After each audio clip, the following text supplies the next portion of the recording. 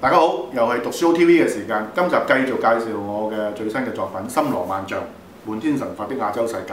呢本書就總結咗我過去咧20年咧去亞洲嘅地方遊歷嘅一啲嘅觀察同埋一啲嘅分析。咁咧就唔係一本好嚴肅嘅文化史嘅研究作品，亦都係咧有遊記嘅成分，亦都有關於宗教啊文化嘅，即係印度文化圈對印支半島嘅影響。嗱，點解我會用森羅萬象嚟做呢個書嘅題目呢？好多時咧，我哋頭先我講過咧，上一集香港係好受呢個西方嘅史觀所影響，因為我哋都視自己咧係一個即係同亞洲冇乜關係嘅，我哋同東南亞冇乜聯繫。其實歷史上嘅香港咧曾經係東南亞嘅文化同埋金融中心嚟嘅，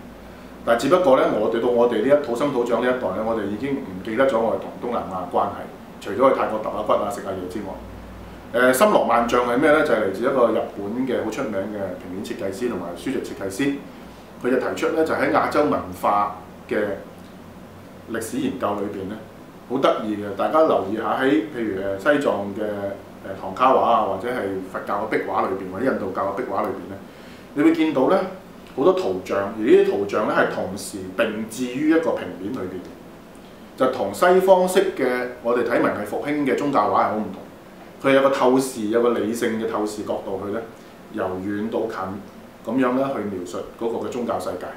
而亞洲嘅宗教世界裏邊咧，其實係大大小小嘅嘢咧，係遍佈喺成個畫面裏邊密密麻麻嘅，所以咧就稱之為森羅萬象。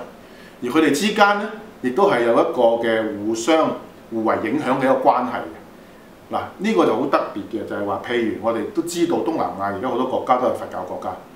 但大家有冇留意到，其實佛教係同印度教有千絲萬縷嘅關係，特別係喺東南亞嘅佛教裏邊咧，包括佢裏邊嘅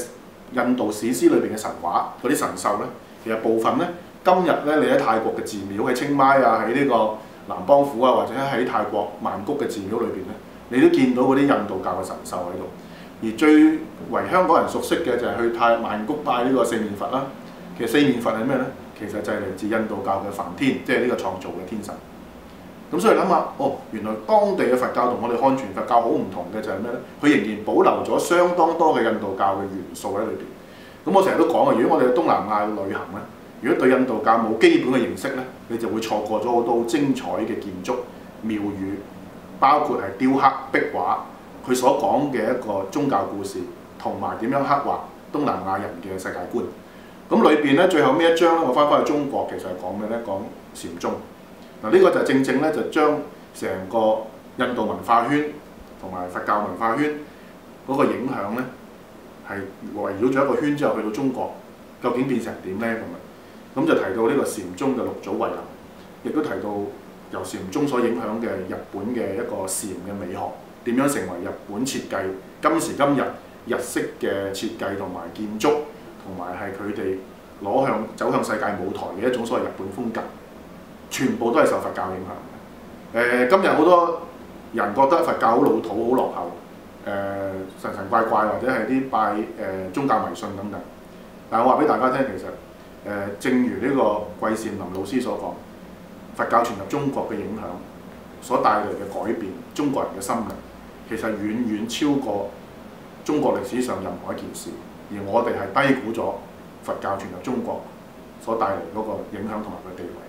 咁我呢本書就可以講係用一種好有趣味性嘅方式咧，去帶大家去睇一睇，其實亞洲嘅地方點樣受印度文化圈同埋佛教文化圈兩大嘅一個宗教嘅影響之下，佢哋演變出唔同嘅多元嘅形式，包括緬甸式嘅佛像，原來同柬埔寨式嘅佛像又唔同嘅，同泰北嘅佛像、蘭納王朝嘅佛像又唔同嘅。每一個傳播到去唔同嘅地區，都會同當地嘅文化融合，然後演變出唔同嘅美學同埋佢哋嘅佛教嘅一啲設計觀念出嚟。咁咧，大家睇完之後咧，我相信希望你下次去呢啲亞洲地方旅行嗰陣時咧，可以有另外一個角度去睇一睇佢哋嘅歷史文化同埋宗教建築。今集時間差唔多。下次再見啦，拜拜。